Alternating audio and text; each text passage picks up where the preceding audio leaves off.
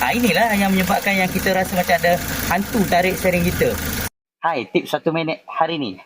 Okey, hari ni kita nak tunjuk punca apa jadi bila kita bawa kereta tu, steering kita tu rasa macam ada hantu. Ada hantu ni macam ni. Kita tengah bawa kereta tapi steering ni bila kita pusing dia macam berlawan macam ni.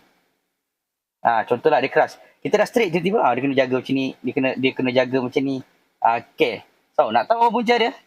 Jom saya tunjuk. Nampak tak apa jadi? Dia punya bush tu dekat steering rack bush dia tu, bush steering rack dia tu dah out dah. Kalau boleh nampak dengan jelas lah ni. Nampak tak saya tunjukkan tangan bush ni bergerak dah. Dah song dah. Inilah yang menyebabkan yang kita rasa macam ada hantu tarik steering kita. Sebenarnya bukan hantu tarik steering, sebenarnya kita punya steering tu bergerak kat situ. Dia ada free play.